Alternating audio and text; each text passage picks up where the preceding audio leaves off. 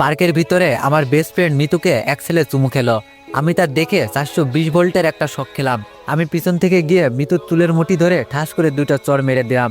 ওকে মারা দেখে ছেলেটি ভয়ে লাফ মেরে উঠে এক দৌড় মেরে পালিয়ে গেল। মিতু আমার সাথে মারামারি করতে শুরু করে দিল। তবে ওর চুলের মুঠি আমার হাতের মধ্যে থাকায় ওকে চর মারতে আমার একটু সুবিধাই হলো। মিতু শুধু ওর বড় বড় আঙুল দিয়ে আমাকে খামচে গেল। মারামারি শেষ। মিতু বলল, তুই কোন সাহসে আমার গায়ে হাত তুললি, এতিমের বাচ্চা? আমি বললাম, বেস্ট ফ্রেন্ডের অধিকারে। মিতু বলল, নিকুচি করেছে তোর ফ্রেন্ডশিপের। দাঁড়া, আমি এখনই আমার ভাইকে ফোন করে সব বলছি। আমার গায়ে হাত তুলিস, তোকে আমি জেলের ভাত খাইয়ে ছাড়বো। আমি বললাম, যে এতিম তার আবার কিসের জেলের ভয়? বাইরে থাকলে তো দুই মুঠো খাবারের জন্য কত কষ্ট করতে হয়, তার থেকে জেলে গেলেই ভালো হবে, অন্তত খাবারটা পাওয়া যাবে। মিতু বলল, তুই আমার গায়ে হাত তুললি কেন? আমি বললাম, অপুর সাথে না মিশতে আমি তোকে এর আগেও অনেকবার নিষেধ করেছিলাম, কিন্তু তুই আমার কথা শুনিস নাই। ওর সাথে মিশে পার্কে বসে চুমাচুমি করছিস।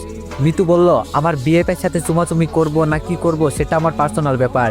আমি বললাম, ও তোকে নয়, তোর দেহকে ভালোবাসে, তোর বাবার টাকা পয়সাকে ভালোবাসে, অনেক মেয়ের সাথেই ওর সম্পর্ক আছে। মিতু আমার গালে চর মেরে বলল, ওর নামে আর একটা বাজে কথাও বলবি না।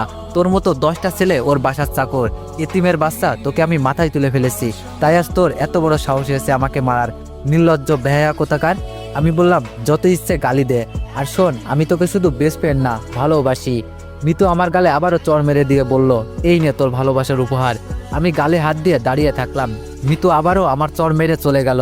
আমি জানি মিতু আমার উপর রাগ করে এইসব বলেছে। ও কখনো ওর ভাইকে ফোন করে এইসব বলবে না, কেননা এর আগেও অনেকবার ওর সাথে আমার মারামারি হয়েছে। আর ওর ভাই সব জেনেও আমাকে কিছু বলবে না, কেননা ওর ভাইয়ের জীবন বাঁচাতে গিয়েই আমার আপু আজ হাসপাতালে কোমায় পড়ে আছেন। চলুন তাহলে আপনাদের সবকিছু খুলে বলা যাক। মিতু যে আমাকে এতিম বলল, আসলে আমি এতিম নই। এই শহরে একজন নামকরা ধনীর ছেলে আমি, কিন্তু আজ আমার আব্বু থেকেও নেই। আমি যখন পেটে ছিলাম আর আমার আপুর বয়স যখন 5 বছর, তখন আমার আব্বু আমার আম্মুকে তালাক দিয়ে এক ধনী মেয়েকে বিয়ে করে নেন। এরপর একদিন আম্মু আমাকে জন্ম দিয়েই চলে যান না ফেরার দেশে। আমাকে কোলে করে নিয়েই আমার আপু মানুষের দ্বারে দ্বারে ভিক্ষা করে বেরিয়েছে। আমার বয়স যখন 5 বছর, তখন আমার আপু মানুষের বাসায় কাজ করে এনে আমাকে খাইয়েছেন। এভাবেই আপুর কাছে আমার